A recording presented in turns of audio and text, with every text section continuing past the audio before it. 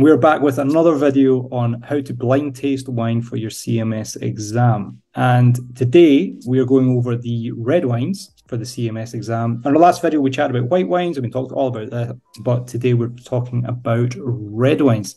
So Ashley, tell us what is different about red wines and what we're looking for when we're looking to blind taste them for the exam. Yeah, exactly. So when you start with your site for red wines, and Alice and I both have little wines we're going to blind taste for you today. The biggest thing obviously is color. There's more color variations and differences in red wines than there are for whites. We're going to break down a few things that are really interesting, including the color concentration, so the density of the color components in a wine that can help you really even just break the world into smaller pieces pretty quickly. And then I've developed a method for my students that Alistair and I have been using for a while that is also in the new ebook that we do have for all of our students. And it really does flip the grid on its head, very similar to what we did for white wines. So for red wines, once you get past the color, the structure is a little different. For your CMS exams, all of your red wines are going to be dry. So we've kind of dropped that out. And you're really going to start by tasting your wine first for the acid, alcohol, and tannin content. And again, what's really, really cool about wines that most of the other like CMS, teachers and things that we have, they are more focused on getting the grid done correctly. So especially when you see the deductive tasting grid floating around for both the European and the American Court of Master Sommeliers, they don't really hone in on the fact that grapes are genetically different. And so by starting with something that is so in tune to the variety itself, such as structure, then you'll actually be able to take it a lot farther and figure it out much quicker than you would if you were just doing the grid. Now, we're not saying not to use the grid, right? Because the deductive tasting method is a really beautiful way of breaking down wines, but we're saying that there's probably a quicker and more efficient way to do it. And then finish your grid, right? And then there's a few other key indicators we're going to look at today beyond those, including oak, pyrazines, rotundone, terpenes, Brettanomyces, and volatile acidity. And if all those really, really technical terms scare you, don't worry too much. We're going to break them down for you. So, yeah, excellent. I think as well, the good thing about this technique is you are under a time limit in your exam as well. So the quicker you can get to where it is you need to be in the wine, it helps. So, happy days. Okay, so moving on. What are we talking about next? Oh, I forgot. Well, I think what we should do is, why don't you blind taste a wine for us? Blind taste my wine? Sure. What do you think? Can you use the process? Let's use the process. Okay, cool. So do you want to just ask questions? Oh, yes. I was going to say, for those that haven't watched the first video, just a heads up. Yeah. So Alistair is actually going to taste his wine, and I'm going to guess what it is using the descriptors he gives me, using those 4 main talking points that we talked about. So structure and that little group of key indicators afterwards. Okay.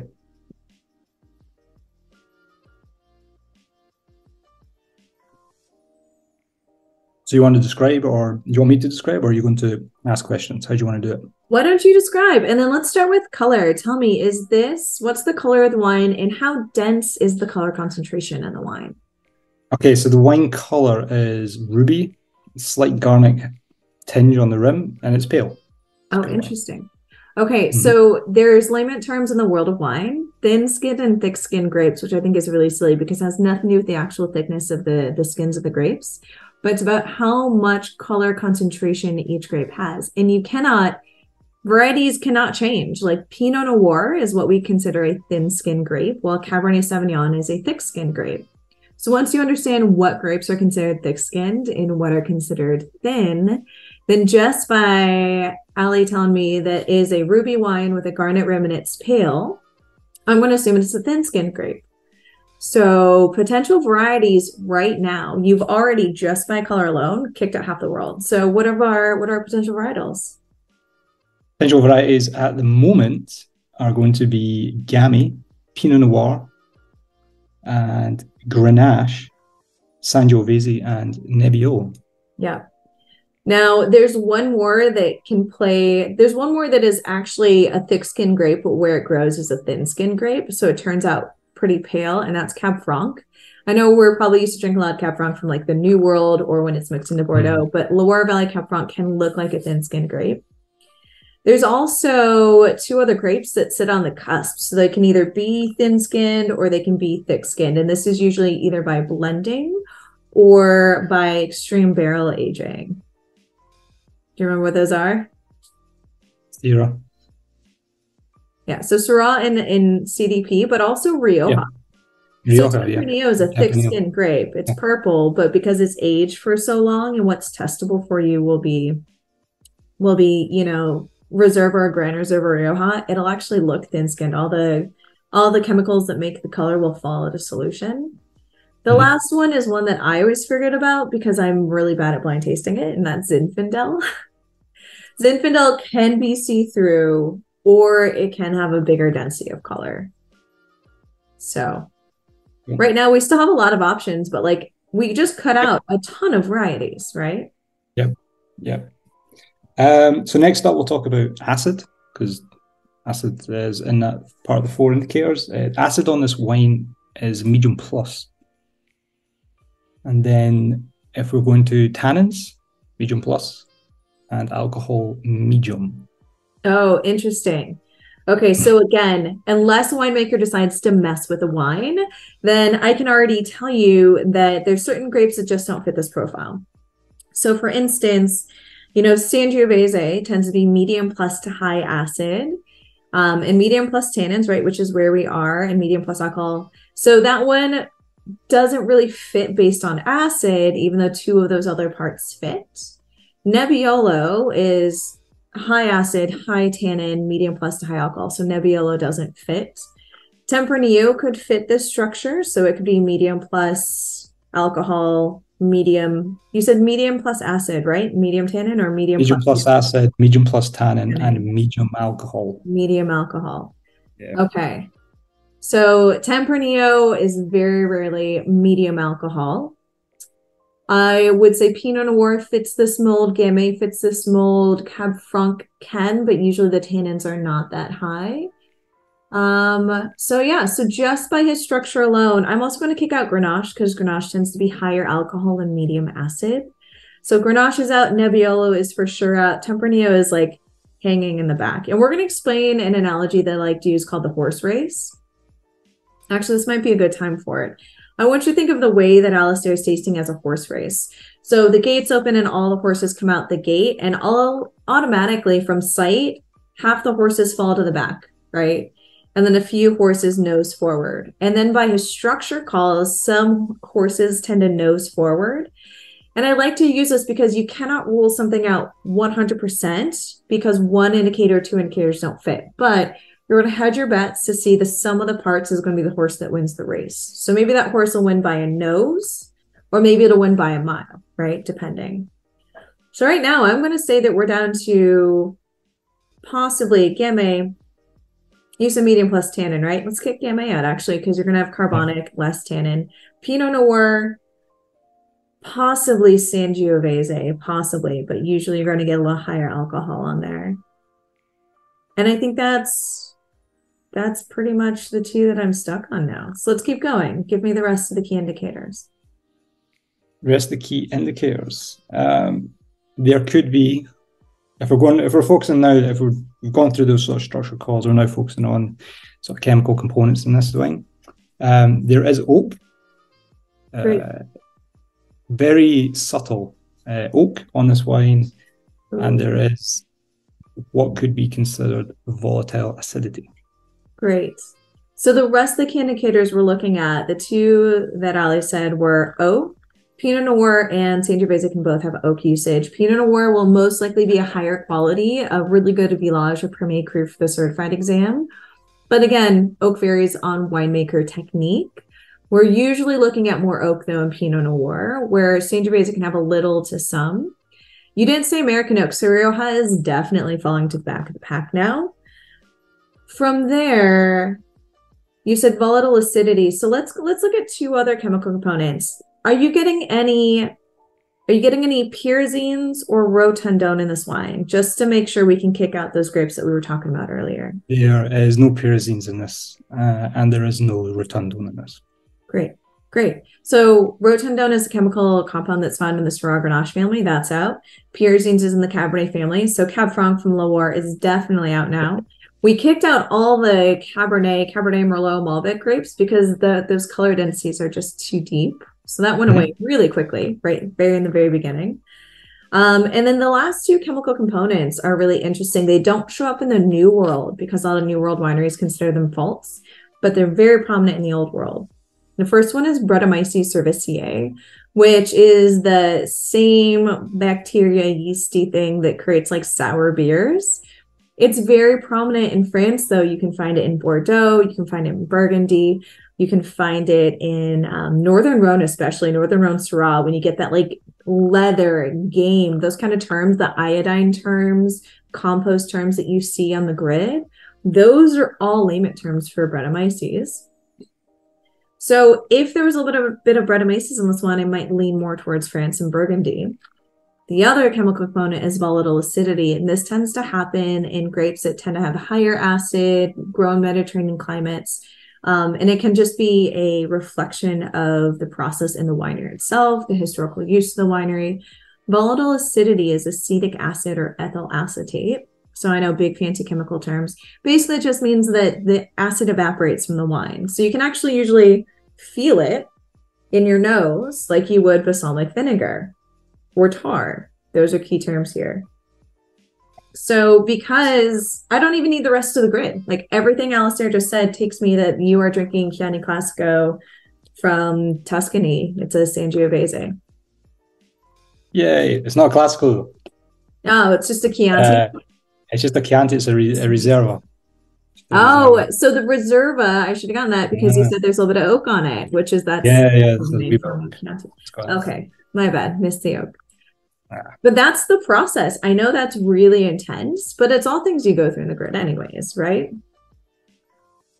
I think it's once you go through that multiple times, and you're in your exam as well, it's just a sake of going, right, bang, bang, bang, okay, now I just fill in all the rest of it and then move on to your next wine, and then it makes life a lot easier.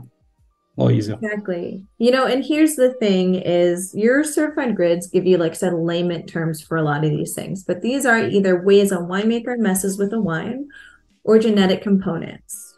So like I said, we talk about throwing them into 4 categories. These are your 4 key talking points. So you have, first is your acid, your alcohol, and your tannin.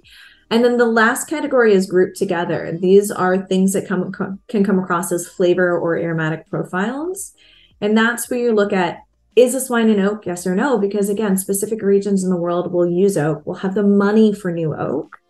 Most reds will probably be a neutral barrel versus stainless steel, but we're talking like, is this American oak? Does it smell like a coconut cookie? Are you getting that really rich vanilla and sawdust? Or is it French oak? You getting that cardamom, nutmeg, allspice note? Or are you just getting like maybe dusty barrel for used oak? And then again, we look at the next key terms, pyrazines. Pyrazines is a chemical component in the Cabernet family that makes a green note. So if you ever had underripe Cabernet Sauvignon, it tastes like green bell pepper. This gets really difficult though, because as a grape ripens, pyrazines can get diluted into the wine. So then it'll start tasting more ripe. They'll not be as prominent. And they'll start tasting more like a pine needle forest floor or cedar. Or for those of you that live in like the South, like I do, it smells like a tobacco barn even. I know that's such a weird thing. It's such a regional thing, right? But once you understand how to pick it up, maybe you'll get your own term for pyrazines. Rotundone is what causes that crushed black pepper smell. And it is it is at a high enough threshold in Syrah and Grenache that you can smell it in the grape. And again, sometimes in like Australia, it gets diluted, but it's still there. Yeah. The cool thing is out of your thick skin grapes, the grapes that have the most color concentration, the ones that are really hard to see through, you're either going to have pyrazines or you're going to have Rotundone at the certified level. So if you're there and you have a thick skin grape, then you just have to decide, am I in pyrazines? Then if you are, then it's Merlot, Cabernet Sauvignon, or Malbec. or do I have Rotondone? And then it's going to be Syrah because Grenache is a thin-skinned grape. So that kind of crosses those barriers. And then the last two, like I said, you don't normally find in the New World, but Brettanomyces cerevisiae that creates that kind of composty, horsey, saddle leather note in a wine. Mm-hmm. Or is it volatile acidity that smells like red wine vinegar or balsamic? Yeah. So those are what you're going to look for every time you go through your grid. Simple stuff. I was actually, earlier on, I was downstairs smelling some balsamic vinegar just to make sure that I was getting balsamic. Because I was like, is this balsamic vinegar? So I went downstairs and I was like, yeah, that's balsamic vinegar. Yeah, okay, volatile acidity. Right there in the wine. You know, one thing that I realized we haven't talked about yet are what grapes are testable. So let's take a step back now that you've kind of seen the technique. Let's talk about all of those grape varieties. Do you want me to share my screen? Yeah, pop up. Yeah. Okay. Quick note to everyone. This is actually the document that the Quartermaster Sommeliers of America sends out about what's testable and what's not.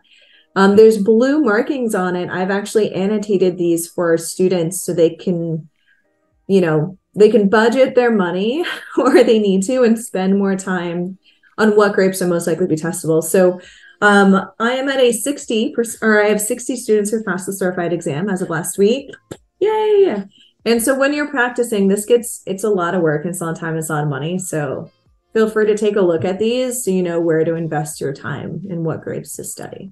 Go ahead. Yeah, I think no, there's a couple of key things as well on the grapes on your wines. You know, either buying a Coravine or having the small bottles. We mentioned this in the last video as well, and knowing what wines to buy. So you're just generally you've always got wines that you can taste because you've got a Coravine, or you've got them marked in little small bottles and they're in the fridge out the way or in a cupboard out the way or something like that. And then knowing exactly what we've got here, which is you don't need to go and buy Cabernet Franc that's going to be from a very, very non-classical area or expression of the grape, that it's exactly what you're going to get within the exam. So yeah, here we've got, for the likes, we've got Cabernet Franc. Obviously, we're looking at France, Chinon, and I can never pronounce that region. Ashley, you can pronounce it. You're really good at French. So, Bourgogne. That's the one. Bourgogne. But this is like even I noticed this, and Ashley's got it written here, like low possibility. I generally don't think they really would throw Cabernet Franc in there. Actually, some of the guys on one of my exams said it was Cabernet Franc that's on the red wine, but there you go. That's what it is. Then Cabernet Sauvignon, obviously we're looking at the Graves and Hoyt Medoc. My French is terrible. Please don't butcher me for it. And then and then the United States, of course, California, Napa Valley, Sonoma Valley. Quite interested. I'm actually going to be doing an article on the key difference between Napa Valley and Sonoma County wines, which shall be fun. Dig into that. Gamay as well. I think. I mean, like you've got there, low and medium possibility you're going to get that. I don't know. So. Two thick skin grapes going into a thin skin grape with Gamay, Grenache, thin skin grape. I think maybe the only kind of real tricky one, if you do get Chateauneuf du Pape, I generally find that pretty tricky one to pick out myself. I don't know if it's just because obviously you're probably going to get the GSM blend maybe in some areas. That's going to be. It depends on the quality. You could get ones like we've got here with the higher percentage Grenache. You might get 50% Grenache, 25-25 on Syrah, and Mourvedre. I can never pronounce that one. You're really bad with my grape pronunciation. Anyway. Well, and here's the thing: it's because if you are studying for the advanced or the masters, you can get any CEP really, as long as it's a classic style from a classic region, right? Yeah. Which means like it's not gonna be slathered in new oak. It's not gonna have weird blends to it. But at the certified level, we can almost guarantee you're going to get something that looks thin-skinned and oxidizes a little on the rim, which we'll go through that in a second. But most likely. So it's probably, so on that as well, it's probably important that when you're buying any form of like potential like blends like that, you want to know exactly kind of who the producer is and what you're buying, so you can, get something that's kind of going to be a wee bit more testable and not going to be kind of down the grade level. You've got Malbec here as a high possibility. We do. And so there's Interesting. a little trick that we'll talk about in a second. But yeah, we've seen Malbec frequently in the exam here in the Yeah. US. At least we think, right? They never tell us, but after They having never tell you, students, but, we can kind of it's figure it out. Yeah. obviously Malbec, thick skin grape. I feel there's always quite obvious signs of when it's a Malbec, to be honest. Maybe that's why I've never heard anybody talk about Malbec in a European exam. So, but I don't know about that. This is like both of us. They have Europe with you and the US with me, right? Yeah, exactly. Merlot. Always a tricky one I find, personally, but I think the thing, especially Merlot, Cab Franc, and Cab Sauv, they kind of, as long as you're kind of there on your structure calls with this grape, you're probably you get the pass on it. Yeah, cool. And then Nebbiolo, classic thin screen variety, pretty obvious. There's a good chance you're going to get this in a European exam, either that or Pinot Noir. They love to do a Pinot Noir. Yeah, and they've tossed this out in the US pretty frequently. So yeah. All right. There we go, Pinot Noir. Yeah, Village or Premier Cru levels. Pinot Noir, as everybody knows, can get pretty expensive when we dip down into Burgundy. And yeah, I guess it is what it is. That's when having things like a Coravine or saving your wine in your little 20 to 50 cl bottles. What do you call them? I mean, you can find them on Amazon. They're just called medicine bottles. So in the US, they do 2-ounce bottles, 2 or 4 ounces. So for you, they're like 50 cl, right? Yeah, exactly. Yeah. And then, of course, United States, California, Napa Valley, Sonoma County, Central Coast. Interesting. Low moderate. I don't think you'd ever see that in the European court. You never know. But yeah. Might. Let's do a quick pause. Just so people understand, in the EU, you get 1 red, 1 white for your certified. In the United States, you get 2 whites, 2 reds. So we'll explain that in a second, but like we're not very likely to see a New World Pinot Noir in either one of the CMSs. But Sangiovese, like Nebbiolo, high possibility you're going to get.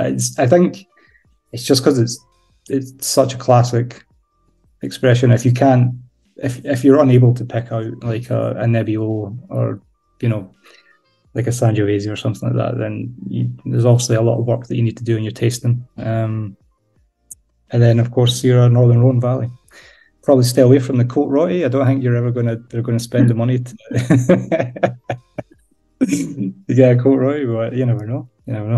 We did do quite a lot of tasting on Australia for Shiraz on the European court. I don't know how that is in the American court, but that's quite a talking point in our sort of like the tasting up to the exam.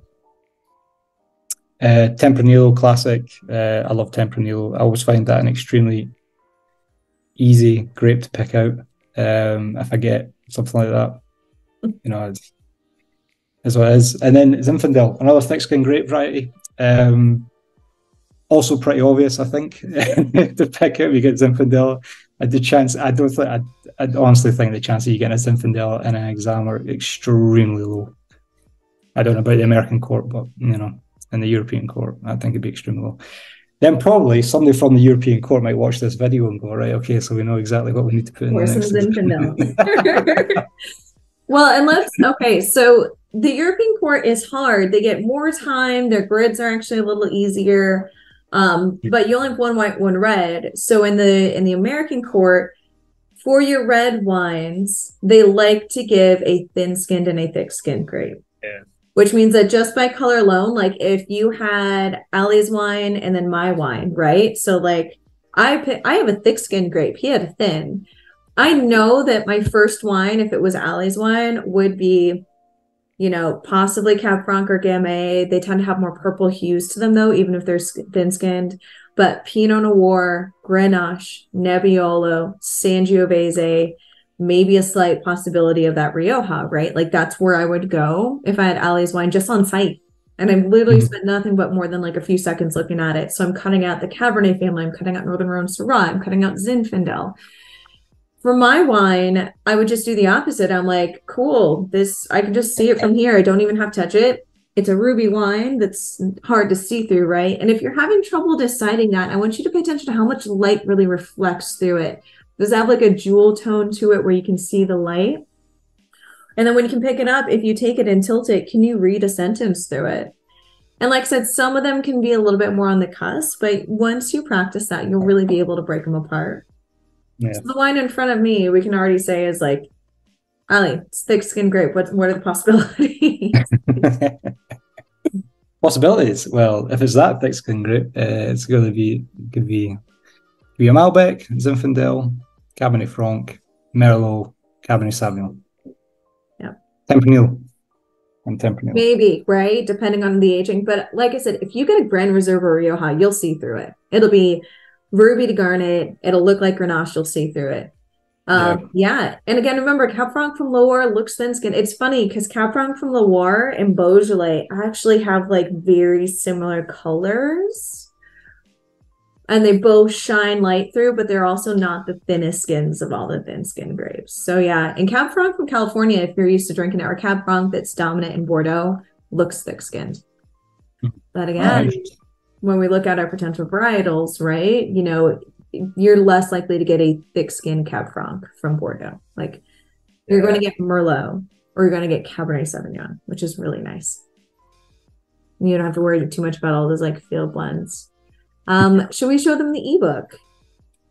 Yeah, why not? All right, let me make sure it's switched over. Here we go.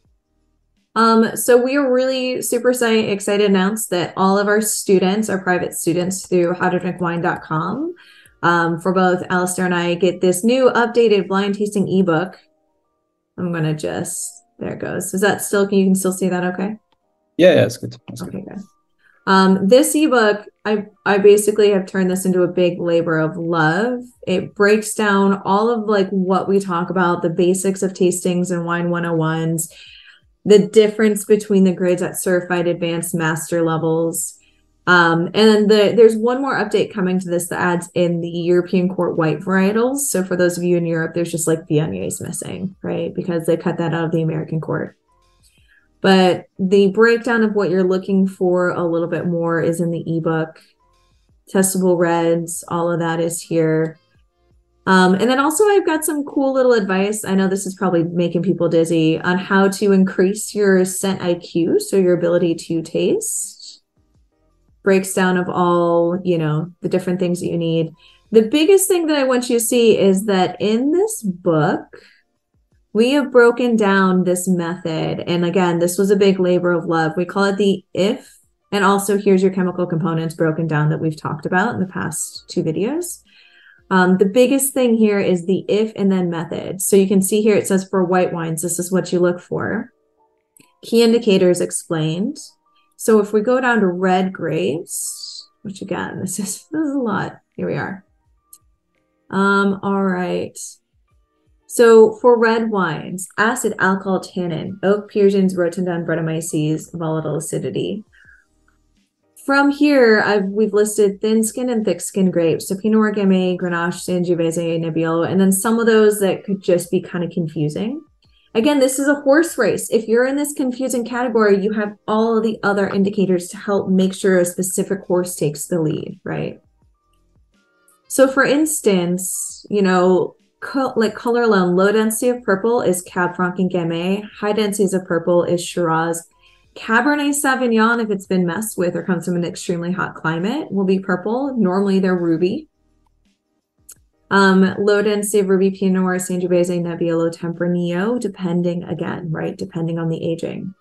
So remember, they're generalizations that fit most categories of grapes, but a winemaker can mess with a wine in specific ways to create a style that they're looking for that could also change a few of these factors. From there, we break it down. If you have a high acid red grape, you are really only looking at 3 potentials. So if you have a thin skin grape and it's high acid, it's Nebbiolo, Sangiovese, Pinot Noir. The medium plus category is the biggest, but in our ebook, we've also broken it down so you can see. Let me see if I can there it is. Key differentials. These all can be medium plus acid grapes. What are the differences? Pinot Noir, ruby to light purple, low color density, medium to medium plus tannins, medium to medium plus alcohol. Again, this is vintage variation, winemaker variation. Moderate to high new oak, possible Brettanomyces. So this is a lot of information, but the idea is that you can take one key indicator of any grape and be able to really break it down. Now, I will also let you know that Ali and I are working on actually creating a little boot camp course that we're going to be selling through howtodrinkwine.com. It'll be all recorded. You can go at your own pace to get the ebook. Until then, if you want the ebook, we usually like to sign up private students for this as we're working through it. So that may change though, so reach out to us. So yeah, alcohol levels here, right? So if you memorize this and just start to understand what each grape has in it. I was going to say that's a little too zoomed out. Sorry, everyone. You probably can't see that on your screen. I'm just going to keep, changing the size. So the idea is the sum of the parts, right? So if a grape has, out of all these key indicators, has 7 of them in line with it, and then your next closest grape only has 5, then you know your grape is going to be something specific. And that's it. And then we look at Rotondone, we look at pyrazines. I'm going to stop sharing my screen. Is there anything else we want to talk about today? Just the wine that you're drinking. Yeah. Do you want to do this one more time? Right? I was going to say he gets to drink. I should get to drink at 11 a.m. This is great. Yeah, you're a wee bit earlier than me now, so there you go. I know. This is also what works well for students. So we have again Europe, the US. Yeah, and we're going to be doing more of these videos. So the first 2 videos are us kind of breaking them down, right? And then, I think our idea is we want to make sure we can answer any questions, do this more in depth, and also just keep tasting wine together. So you guys can just see us break down more wines. Yeah, definitely. Okay. All right. So we already know it's a thick skin grape. That's been quite great from the start. Yeah. And it's ruby leading out to a garnet rim. Ruby to garnet. Yeah. Hey. All right. Cool. Where's your acid at? Mass is medium plus. Okay. My tannins are still medium plus, but they're almost high. My alcohol's medium plus. Don't give you a lot to work with, do I? That's yeah, cool. Okay, so yeah, excellent. So from that, I would need to know a chemical component coming out of this to probably get us further down. Yeah. This is an oak. This is an oak. French oak. It is not a blockbuster brand new oak bomb, but it's in French oak. It's in French oak. Okay. Okay then. Pyrazines. Does it have pyrazines on it? It tastes like tobacco. So it's a yes. It's interesting. It's actually more of you walked into a smoking lounge. It's like slightly green and cedary, but still having this little bit more richness to it. But yeah, those are ripe pyrazines.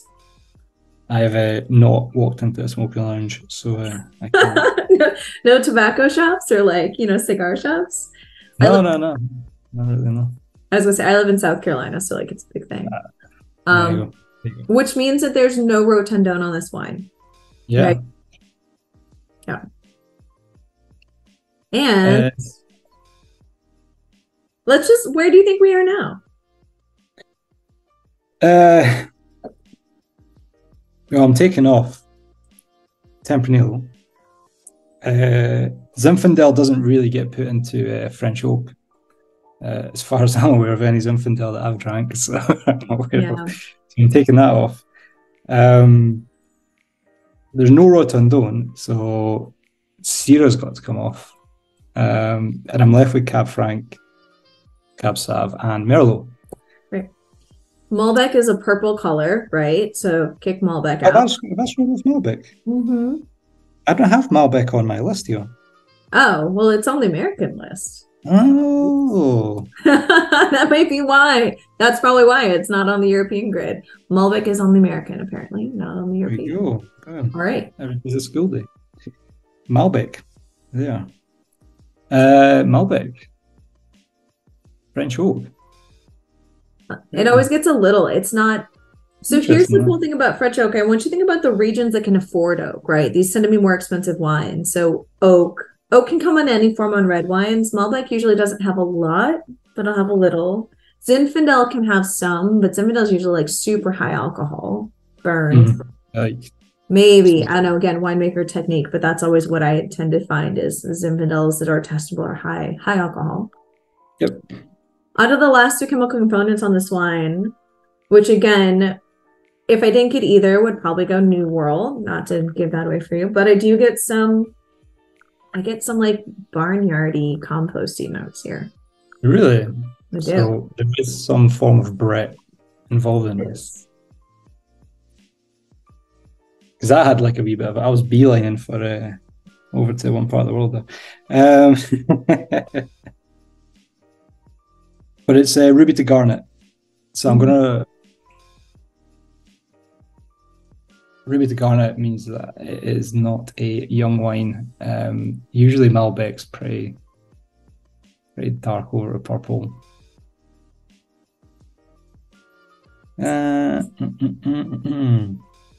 Okay, so I need to tobacco.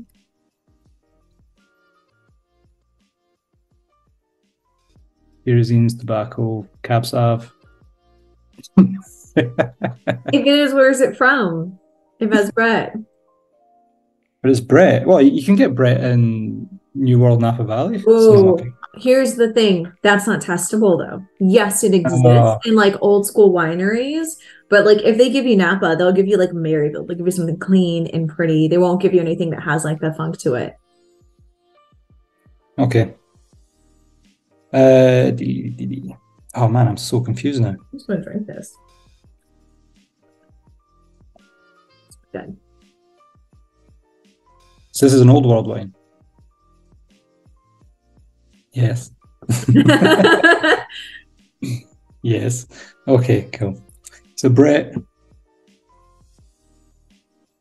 probably the big key component that's kind of giving it to the whole world. It's not Malbec, because you're not going to get a cohort in there or anything like that. So let's rule that one out. So we could go high. Yeah, it's Cab Franc, France, 2016, 2017, something like that. Ooh, getting closer. Cabernet Sauvignon. Not Cab Franc. Oh wait, did I say Cab Franc? Yeah. Oof. Oh, sorry, I meant to say Cab Sav. I know what you meant. 2016, because I was like, wait a minute, it's like high tannins, yeah. Oh. So this is Sana Steph 2015 Chateau Tour de Marbouze. It is delicious, and it is mainly Cabernet Sauvignon. Here's the thing: is like I know what this wine is, so Ali's trying to guess, right? Kind of the same way I did with him, and that's to show you that like the method works. We're gonna blind taste these to where like we don't know our wines, and we're gonna go through. So like we'll do this in another video, but it works both ways. Like if you do not know what your wine is, like Alistair doesn't need to taste the wine to be able to take it home based on my notes. Yeah, super cool. I think as well, like even knowing that I've got it down to Cab Franc, Merlot, Cab Sav, Cab Franc, Merlot. And then from there on I can say, okay, I can add in, fruit condition, all these other little bits in there as well if it's required, and then I say, okay, it'll probably get down to. I didn't even give you all the other things you needed to take it to Bordeaux, right? Which the fruit condition, this is like, it is ripe and dried at the same time. It is floral, like it's got some purple flowers to it. Yeah. It's slightly herbal, but not very. So like all the things that would have helped solidify it for you, we didn't even go through, but you still got it. Yeah. You were there. Yeah. Still get there. Cool. Happy days. Happy days. I know. So I guess the big thing is to tell everyone to be on the lookout for the next few projects we have, right? How many projects have we got? Lots of projects. New projects. I mean, the big one is right now we are both taking on private students. If you're really just interested in learning more about this, we are going to keep doing videos to help you guys learn out there in the world. And, you know, once we do the blind tasting course, which we're hoping to launch in the next few weeks, then that'll be up. We'll let everyone know for that too. But yeah, this technique works. You know, I have not had a student fail tasting in 6 months. So, and the last one that still did an excellent job. So probably still passed tasting at the end of the day. So. You know what it was? It was the notes. She wrote like the most amazing in-depth notes and didn't finish her last wine. It's the only reason why. There you go. She's going to be like one of the best wine writers ever. So. So there's a lesson for people as well. You know, it doesn't, like, for example, in the European court, it says just mark this box, 2 descriptors. Poof. That's all you've got to do. Just work your way through it, and then so you don't get lost. You don't need to add, you know, you don't need to be talking about 15 different ways of the oak, the smells of the oak there. You just, okay, vanilla, bacon spices, cedar, job done. And move on. Well, and the other thing that we teach our students to do is really focus on what is really important there. Like when we talk about like the aromatics of flowers, what kind of flowers are they? Like that's something important to like really hone in on. Whereas like oak is like, yeah, is it American or French? Pick one, go forward, right? If you get oak on a wine. Yeah, exactly. Yeah. Awesome. Cool. As always, we're available through howtodrinkwine.com. You can catch us at Ashley at and alasdair.w at howtodrinkwine.com as well. We are taking on students at the moment. If anybody is looking to up their game for upcoming exams, anything from the next month to the next 3 months in the future, you know, if you are doing something a bit more of a longer plan term, of course, you know, we've got study guides, we'll map out your entire study journey. We'll work with you to make sure you're focusing on the areas that you need to work on. If it's theory, blind tasting, or service, you know, service. I keep going to my classes together. So yeah, happy days. Anything else, Ashley, you want to add in? Good. I think that's it. Stay on the lookout for the next few videos because these are really fun for us. We get to drink wine, so why not? Yeah, cool. Excellent. If you stayed this long, thanks for watching, and we will see you on the next video. Yeah, bye-bye.